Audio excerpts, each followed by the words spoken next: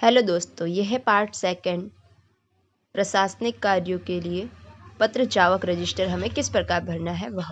सबसे पहले क्रम संख्या, फिर दिनांक, फिर नाम व पता, फिर स्थान, फिर विषय, फाइल का नाम व संख्या, टिकट प्राप्त, टिकट खर्च और विशेष विवरण लिखना होता है।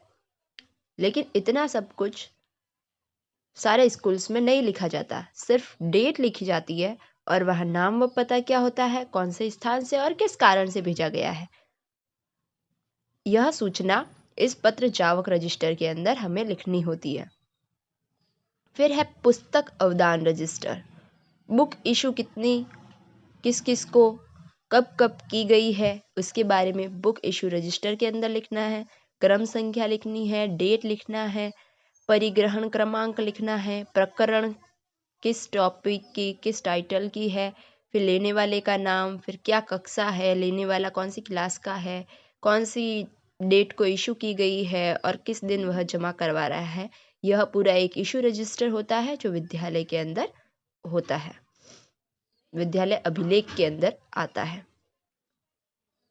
फिर हम बात करेंगे परिग्रहण पंजिका की। परिग्रहण पंजिका क्या होती है?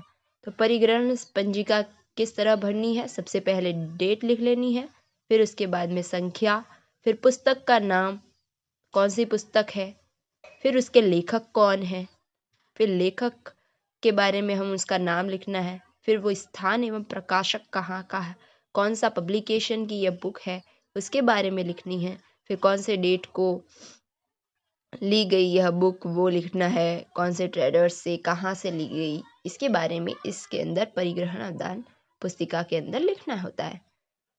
फिर है प्रगति पत्र। एक बच्चे का प्रगति पत्र हम किस प्रकार से तैयार करते हैं वह हमें लिखना होता है। फिर उसकी उपस्थिति का विवरण भी लिखना होता है, वह जुलाई महीने में, अगस्त महीने में, किस किस महीने कितने कितने दिन विद्यालय में उपस्थित था, कितनी मीटिंग उसने की है टोटल, उसके बारे में हमें लिखना होता है। फिर है यात्रा भत्ता बिल बनाने हेतु अनुदेशन।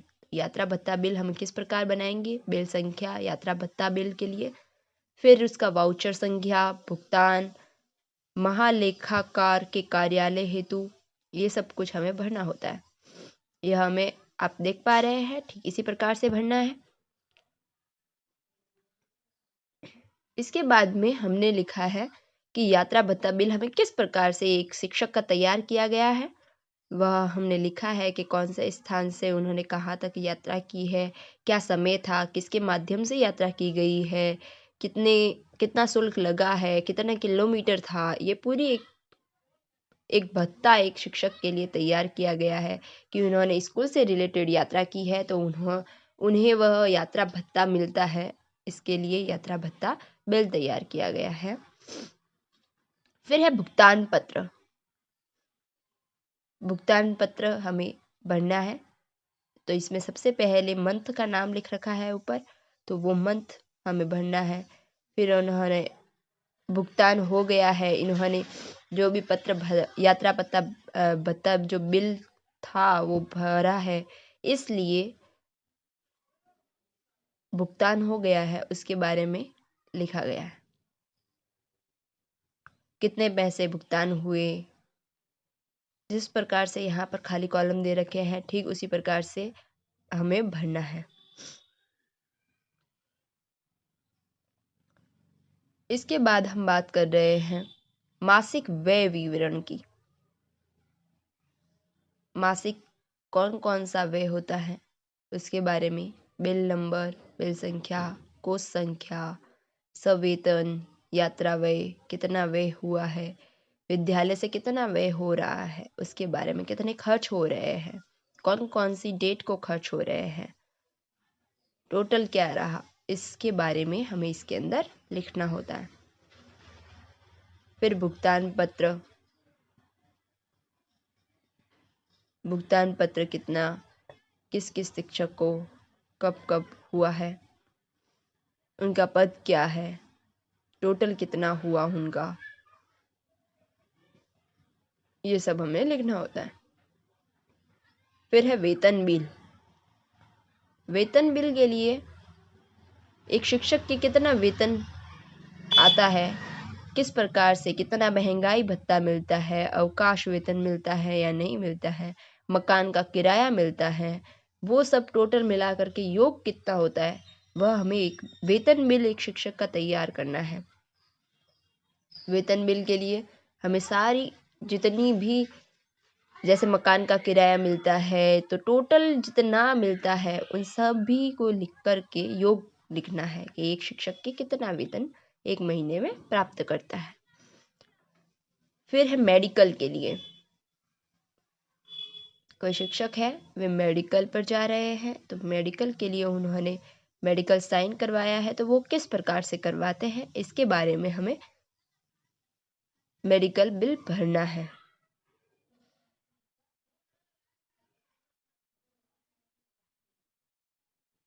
फिर रोकड़ खाता कैसे भरना है, कैश बुक जो होती है वो कैश बुक किस प्रकार भरनी है, इसके बारे में हमने देखा।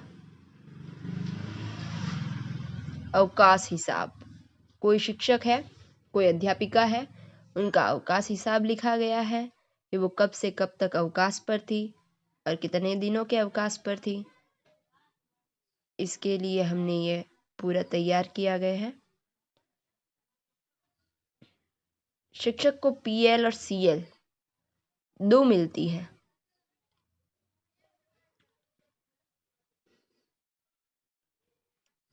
इनकी अधिकतम संख्याएं होती है कि इतनी शिक्षक ले सकता है पीएल के लिए, सीएल के लिए, उससे ज़्यादा वे पीएल और सीएल नहीं ले सकते।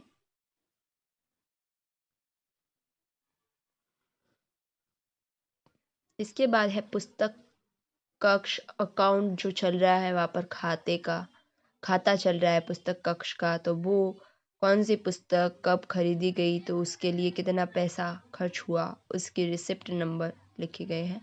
फिर है इनवर्ड रजिस्टर। इनवर्ड रजिस्टर हमें इस प्रकार भरना है। राजस्थान सरकार के लिए नियोजक भंडार एवं भंडार खाता, कि भाई हमें नियोजक भंडार, हमने दरिया खरीदी है, दरिया खरीदने में हमारे कितने पैसे गए हैं, वो सब कुछ हमें लिखना है। किस कारण से, विशेष विवरण लिखना है कि हमने ये इतने पैसे मांगे हैं तो किस कारण से मांग रहे हैं, तो उसका हिसाब लिखना होता है। इसके बाद में है राजस्थान सरकार के लिए लेखन सामग्री पंजिका। लेखन सामग्री पंजिका के पश्चात जनरल प्रोविडेंट फंड के कटौतियों की अनुसूची तैयार की गई है। इसके अंदर भी खाता संख्या लिखनी है, व्यक्ति का नाम लिखना है, कितनी रकम हमने ली है यूज़ में और कितना विवरण खर्च हुआ है, फिर टोटल लिख करके इस पंजिका को पूर्ण रूप से भरना है। अब आती है भोजन सामग्री। भोजन सामग्री कब कब हमने उपयोग में ली है, कौन कौन सा खाना कब कब और कौन कौन सी तारीख को खिलाया गया है बच्चों को, उसका भोजन सामग्री में कितना खर्च हुआ है, यह सब हमें इसके अंदर लिखना है। आप इस वीडियो को देख करके अपनी डायरी को अच्छे से भर सकते हैं। भोजन का विवरण लिखना है, कितने बच्चे उस दिन क्लास में प्रेजेंट थे, ये सब लिखना है। एमडीएम की सारा विवरण इसके अंदर लिखना है हमें। इसके बाद में लाभान्वित हुए बच्चों की भी संख्या लिखनी है। पोषाहार कार्यक्रम का विवरण लिखना है। पोषाहार कार्यक्रम विवरण के अंदर जो पोषाहार कार्यक्रम है उसका मेन्यू क्या होता है, वार वाइज लिखना है हमें। फिर है व्यक्तिक विवरण। व्यक्तिक विवरण हमें किसी भी अधिकारी या कर्मचारी का व्यक्तिक विवरण लिखना है, उसकी क्या योग्यता है, व्यवसायिक क्या है, सेवारत प्रशिक्षण कितना, कौन कौन सा सेवारत प्रशिक्षण कर रख चुके हैं वे, स्थायी पता क्या है उनका, वरिष्ठता क्रमांक क्या है, राज्य बीमा पॉलिसी संख्या, उन सबसे व्यक्तिक विवरण लिखना है हमें किसी अधिकारी का। अब हमें लिखना है टीसी फॉर्म कैसे हम तैयार करते हैं। छात्र रजिस्टर संख्या सबसे पहले लिखनी है, फिर रिकॉर्ड ए के बारे में लिखना है, फिर रिकॉर्ड बी और रिकॉर्ड सी। इस प्रकार से टीसी फॉर्म हमें एक बच्चे का भरना होता है। तो वह किस प्रकार से भरेंगे हम, वह सभी हमें इसमें लिखना है टीसी फॉर्म में। फिर है पत्र प्रेषण पंजिका। पत्र प्रेषण पंजिका हमें भरनी है। पत्र प्रेषण प्रक्रिया पंजिका के अंदर सबसे पहले विद्यालय का नाम आ जाएगा, फिर पत्र हमें किसको भेज रहे हैं, किस नाम से हम पत्र प्रेषित कर रहे हैं वह लिखना है हमें। फिर है संस्थापन रजिस्टर कर्मचारी विवरण। संस्थापन रजिस्टर, संस्थापन का जो रजिस्टर है, कर्मचारी है वह, उनके पिता का नाम क्या है, वह क्या योग्यता है, उनका पद क्या है, कार्य आरंभ करने की तिथि क्या है, वेतनमान उनका कितना है, कहाँ से स्थानांतरित होकर आए हैं। तो प्रत्येक कर्मचारी जो विद्यालय में कार्यरत है उनकी समस्त डिटेल्स को हमें इस संस्थापन रजिस्टर कर्मचारी विवरण के अंदर लिखना है। फिर है अध्यापक दैनिक डायरी। तो एक अध्यापक यानी कि हम जो विद्यार्थी शिक्षक है उसके अध्यापक दैनिक डायरी हमें यहाँ पर इसके अंदर लिखनी है कि हमने कौन सी कक्षा के अंदर कौन सा टॉपिक आज पढ़ाया है। फिर है आगंतुक रजिस्टर। ठीक है, विजिटर जो भी आते हैं विद्यालय में, आगंतुक आते हैं, वे कौन से दिनांक को कितने बजे आए हैं, कितने बजे गए हैं, किससे मिलना है, किस कारण से आए हैं, उसका क्या उद्देश्य है, वह सभी आगंतुक रजिस्टर के अंदर लिखा जाता है। फिर है सालाना जाने वाले बालक या बालिका। तो साला कितने बालक नहीं जाते हैं, ठीक है, तो कौन कितने बालक साला नहीं जाते हैं, कौन सा गांव है, फिर मोहल्ला कौन सा है, तहसील कौन सी है, ठीक है, ये सब सारी जानकारी हमें भरनी है इसके अंदर। फिर उनका हस्ताक्षर प्रभारी प्रशिक्षण के जो भी हमारे हस्ताक्षर प्रभारी प्रशिक्षण होते हैं उनके हस्ताक्षर करवाने हैं वहाँ पर। फिर परिवार का मुखिया कौन सा है, कौन सा बालक है, वो किस कारण से नहीं आ रहा है विद्यालय में, उसका पूरा सालाना जाने वाले बालक का लिखना है। सबसे अंतिम में हमें प्रतिवेदन लिखना है जो कि बेहद ज़रूरी है कि हमने कितने रजिस्टर किस किस प्रकार से भरे हैं, इसकी संपूर्ण जानकारी हमें इस प्रतिवेदन के अंदर लिखनी है कि हमने एक टीसी फॉर्म भरा, प्रगति पत्र तैयार किया। धन्यवाद दोस्तों। हमें इस प्रकार से संपूर्ण रजिस्टर तैयार